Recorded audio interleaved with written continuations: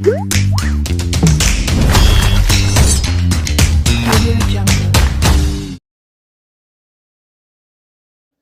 عليكم ورحمة الله وبركاته. اللهم صل وسلم وبارك على سيدنا محمد وعلى آله وصحبه أجمعين.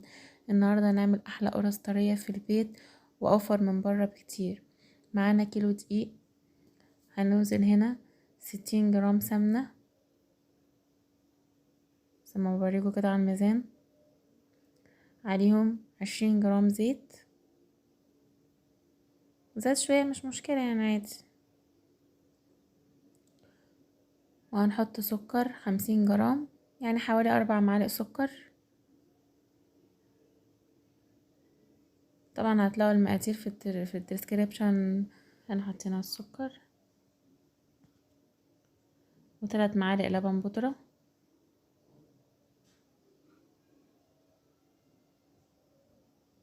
من 30 جرام، معلقة خميرة، معلقتين خميرة، 12 جرام خميرة. هنا كان عندي الشيش بتاع الجبنة اللي احنا عملناه مع بعض، نستفاد بيه، بيخلي العجينة طرية جدا. هتلاقوه موجود عندكم برضه تحت في الرابط بتاعها لو عايزين تشوفوا وصفة الجبنة.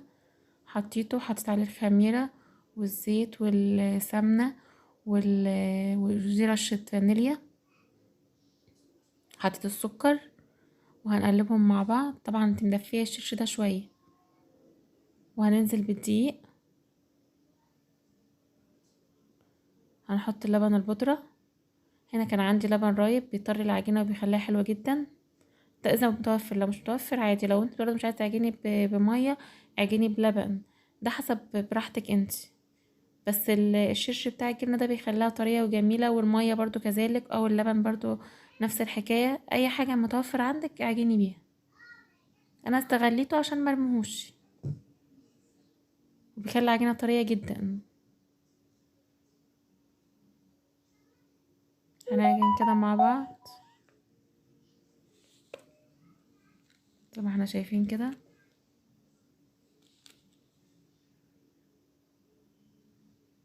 وقفت عشان اوريكم العجينة هنا كانت لسه متعجنتش، لسه محتاجة شوية.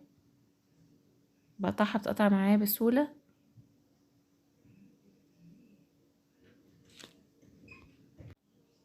زي ما احنا شايفين كده،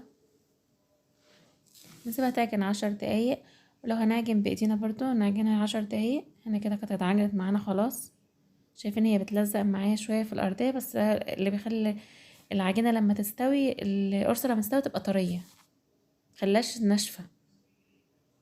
هنحطها في طبق ونغطيها بستريتش ونسيبها تخمر حوالي ساعة كده. لو الجو ساقع قوي ساعة، لو الجو حر نص ساعة، على حسب يعني.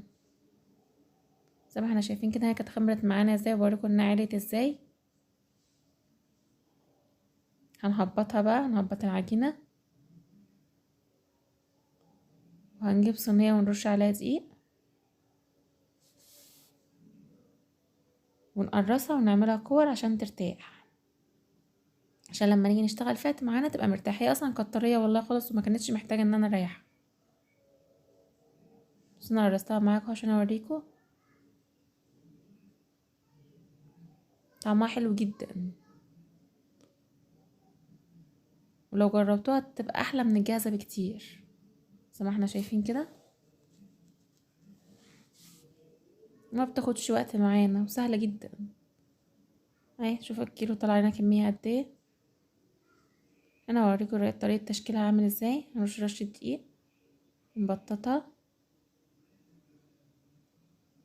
هنا كان معانا عجوه متفصصه طبعا ومهروسه بحته سمنه، ونهرسها على النار او ندخلها الميكرويف عشان تطرى بس معانا، عشان الجو ساقع فبيخلي العجوة تنشف. ونبططها كويس ونحطها في الصينية ونسيبها تخمر.